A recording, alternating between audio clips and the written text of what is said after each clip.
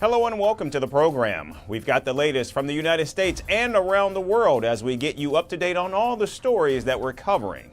But first, we start with the latest headlines. South Korea's military says it has detected signs of North Korea preparing to send more troops to Russia to fight against Ukraine. Seoul also says that its satellites are tracking large logistical chains of suicide drones going from North Korea into Russia. The Philippines to acquire a mid-range strategic missile launcher system from the United States. China responds to the acquisition by accusing the Philippines of starting an arms race in the South China Sea. Poland says Israeli Prime Minister Benjamin Netanyahu will be arrested if he attends the 80th anniversary of the liberation of the Auschwitz concentration camp from Nazi Germany. The International Criminal Court is prepared to enforce the arrest warrant against Netanyahu over war crimes in Gaza. A ferry carrying passengers capsizes in the Democratic Republic of the Congo, killing at least 38. Local officials say the passengers were traveling to their villages for the Christmas holiday when the tragedy struck. And Japan launches an antitrust probe into Alphabet's search engine Google for unfair trading practices. Along with Japan, Google is also facing antitrust lawsuits in the United States, the European Union, Canada, and the United Kingdom.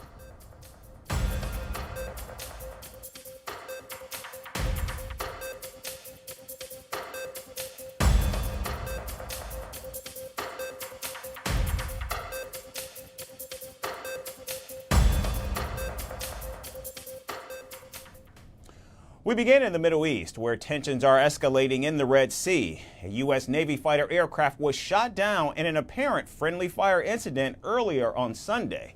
Both pilots ejected safely, though one did suffer minor injuries.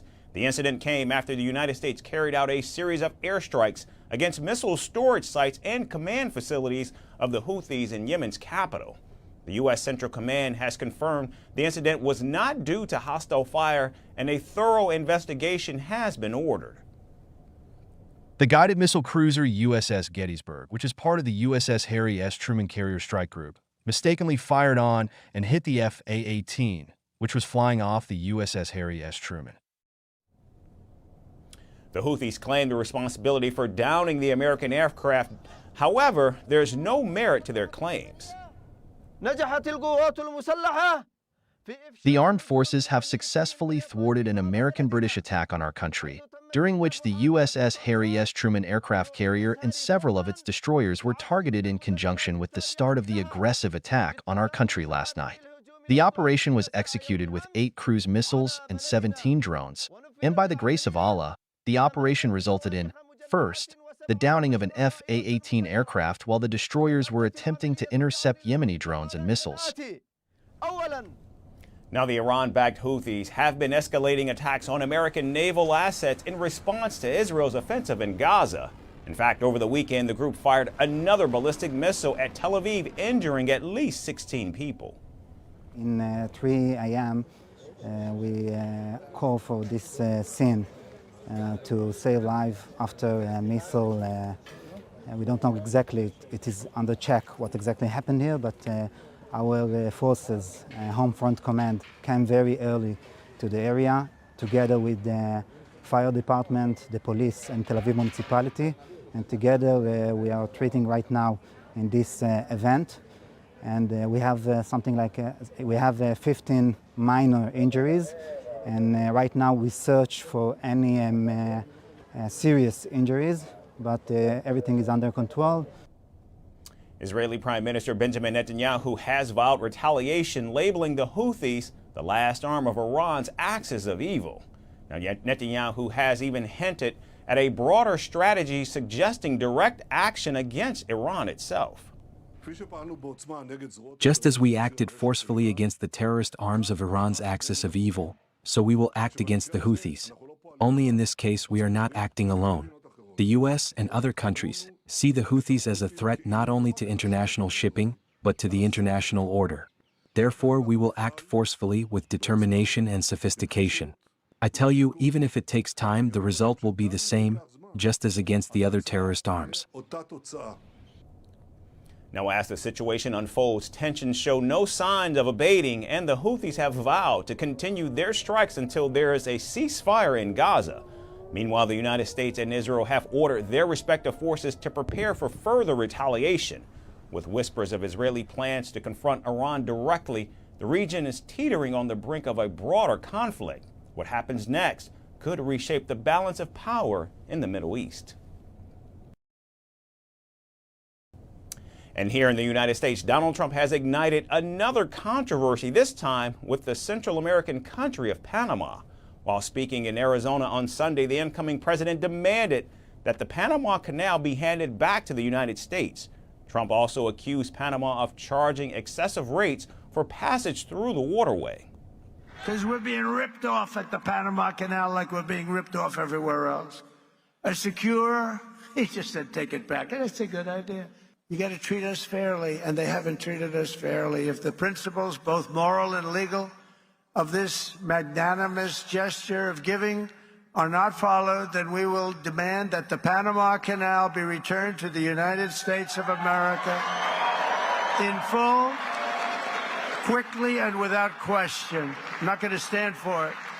So to the officials of Panama, please be guided accordingly. Now, the 51-mile-long canal cuts across the Central American nation and is the main link between the Atlantic and Pacific Oceans. It was built in the early 1900s, and the United States operated the canal until 1977, when President Jimmy Carter negotiated a treaty to allow Panama to have control over the canal.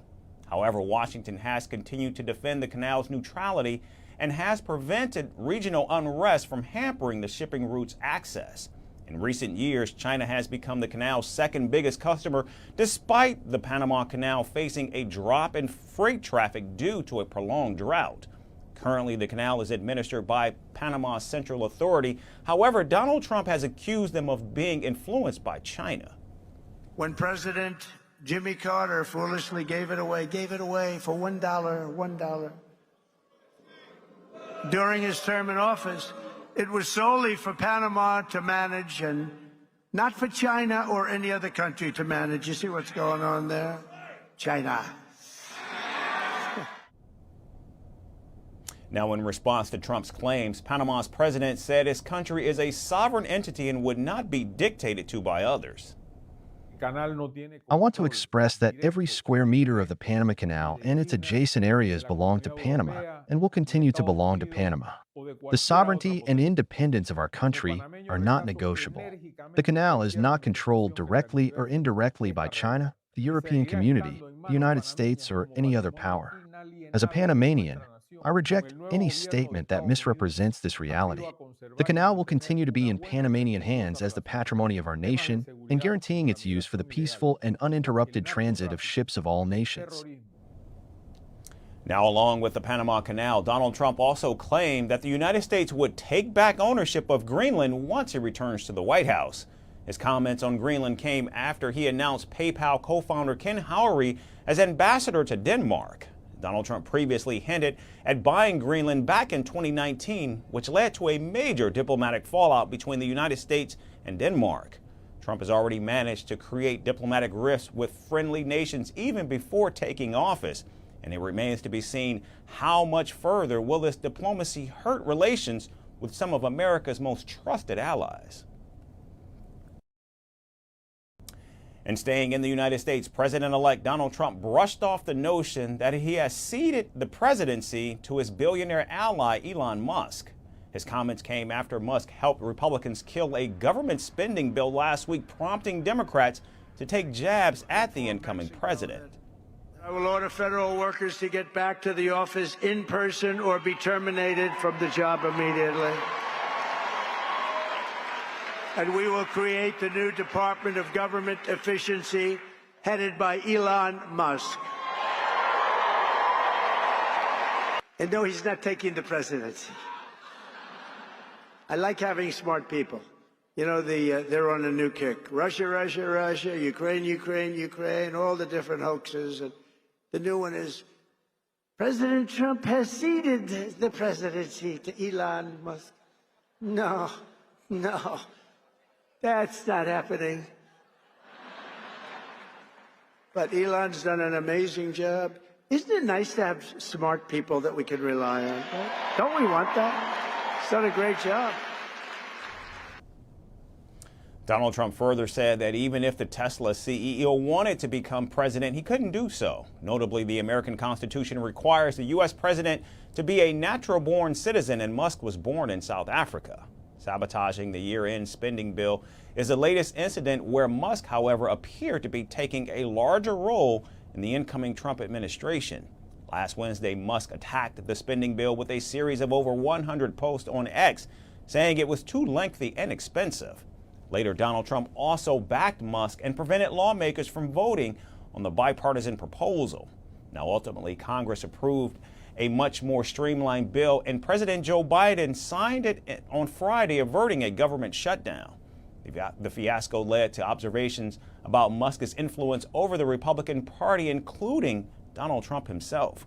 On Saturday, Democratic Representative Brendan Boyle said Musk proved to be the real GOP leader.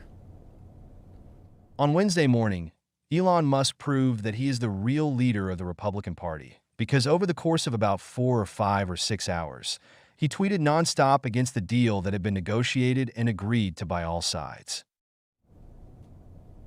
Meanwhile, Delaware Senator Chris Coons said the latest incident showed how Musk will shape the next 4 years of the Trump administration. This is a predictor of what's likely to happen. We're not just going to have President-elect Trump as a billionaire rage tweeting at 4 a.m. We're going to have Elon Musk also injecting instability into how we tackle very complicated and important issues for our country.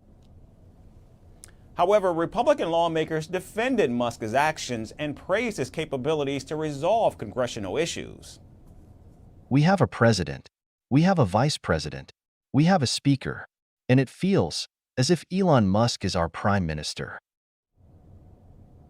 Now, it is notable that Elon Musk is yet to call out Democrats or clarify his stance on being referred to as the new president-elect. Still, Donald Trump's remarks makes clear that Musk's influence has caught his attention. Now, it's no secret that Trump does not like to share the spotlight, and as the Tesla CEO exerts more influence over Washington and commands greater attention, can these two alpha males continue to coexist? And now moving to Europe, Germany is still in shock after a deadly car ramming attack at a Christmas market in Magdeburg City on Friday night. The suspect, who killed 5 and wounded more than 200, is a doctor from Saudi Arabia and has been living in Germany for 2 decades. Now, Saudi Arabia had in fact warned German authorities against the suspect last year, but Germany ignored the threat. And as new details emerged, the German government is drawing anger from the public, with many protesters calling for mass deportations of illegal immigrants. Here's more on this unspeakable tragedy.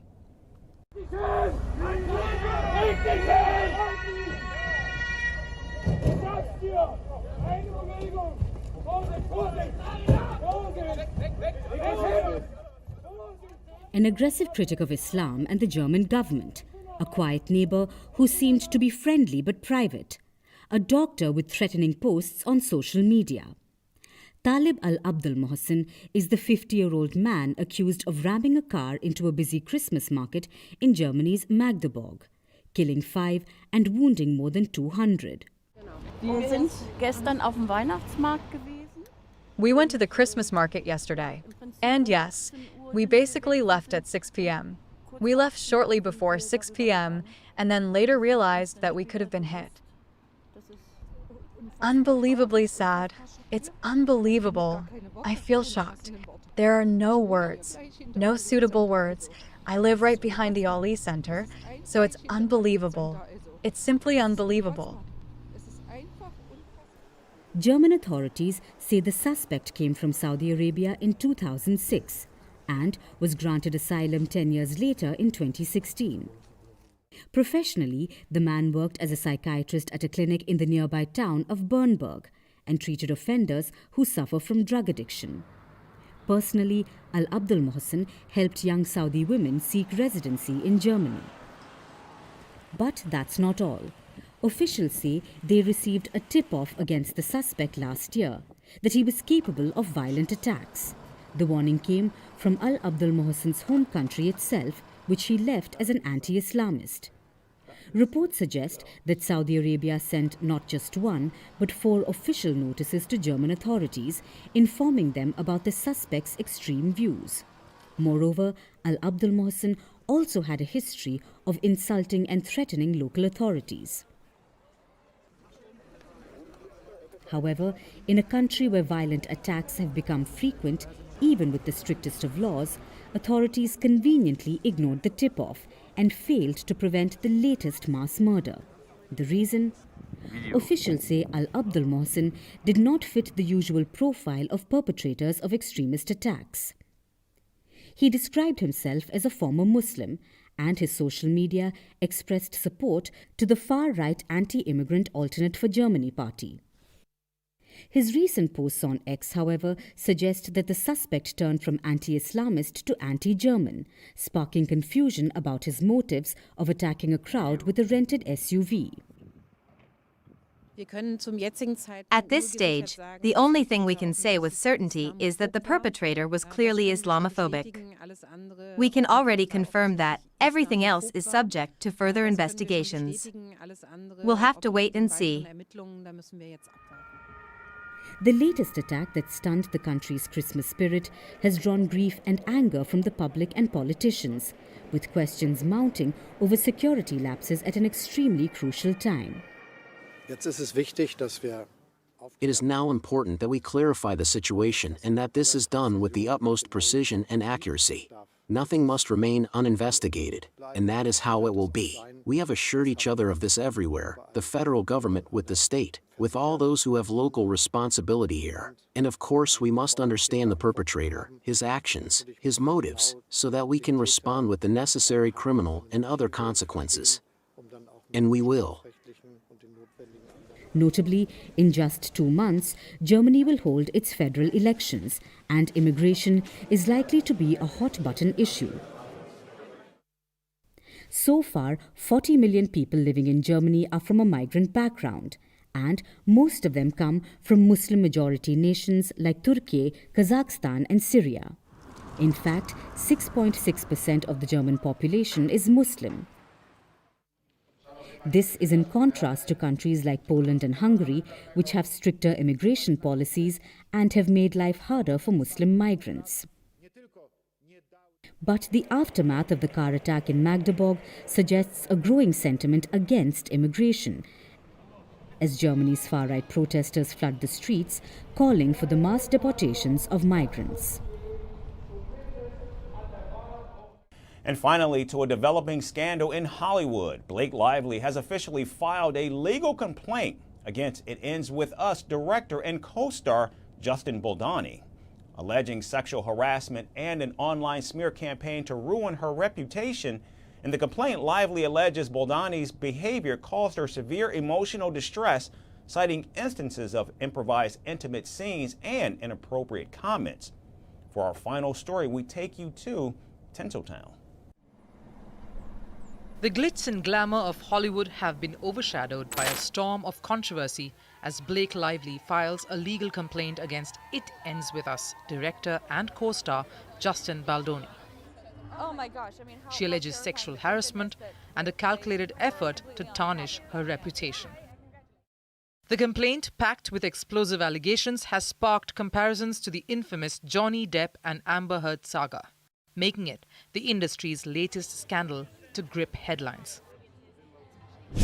The complaint stems from their time filming a movie exploring domestic violence, a dark irony given the accusations. Anything any man did to her in her past or in her present, she is defined by who she is. Lively claims Baldoni's behavior during production crossed professional and personal boundaries, causing her severe emotional distress. From unsolicited physical advances to inappropriate comments and alleged privacy invasions, the accusations are as shocking as they are detailed.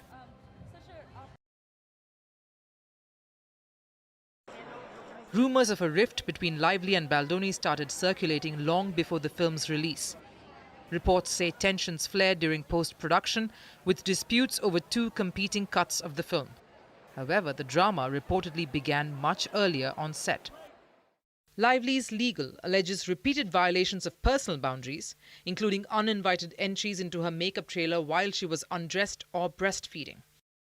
Baldoni and producer Jamie Heath allegedly ignored her requests for decency, even showing inappropriate images on set. Despite promises from Wayfarer, the studio that produced the film along with Sony Pictures, to ensure her safety with an intimacy coordinator and other safeguards, Lively says the toxic environment persisted. Matters escalated when Baldoni reportedly enlisted Melissa Nathan in August, a crisis PR specialist infamous for her role in Johnny Depp's defamation case against Amber Heard, to reshape the narrative in his favor. The legal documents highlight disturbing parallels between Blake Lively's situation and Amber Heard's experience during her contentious trial with Johnny Depp. Heard had claimed that her role from the film Aquaman 2 was cut down due to the smear campaign against her. During a court hearing, Heard begged Depp to stop the campaign as it was costing her everything that she had built. Melissa Nathan's strategies allegedly used to sway public opinion included a smear campaign against Lively as well, painting her as difficult and tone-deaf. Text messages obtained by Lively's lawyers reveal Baldoni and Nathan discussed tactics to manipulate media coverage, while social media platforms became a battlefield for negative narratives targeting the actress. The fallout was swift and brutal for Lively as it was for Amber Heard. Once a Hollywood darling, her reputation took a massive hit, accused of being insensitive to domestic violence and labelled as difficult to work with. She faced an onslaught of criticism. Her haircare brand Blake Brown saw sales plummet by 78%, a direct result of the online campaign against her, according to a forensic marketing report. Meanwhile, Baldoni emerged largely unscathed. Despite Lively's allegations, he continued promoting the film, and he was even honoured at an event celebrating men who elevate women, a glaring contradiction to the accusations against him. Lively's legal team argues that the industry's playbook for discrediting women who speak out is alive and well, drawing eerie parallels to the Depp-Heard saga. As the drama unfolds, one thing is clear: Hollywood's glittering facade continues to mask a troubling culture of exploitation and manipulation. Blake Lively's fight against Justin Baldoni isn't just about personal justice. It's a broader call to dismantle the systems that allow such behavior to persist. That's all we have time for today. Thanks everyone for tuning in. We look forward to seeing you right back here again tomorrow. Thanks again for watching.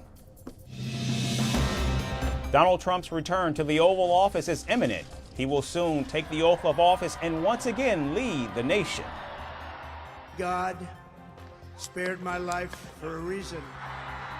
President-elect Donald Trump's first priority: tackling illegal immigration and securing the nation's borders. We're going to fix our borders. The incoming administration has prioritized the Russia-Ukraine war.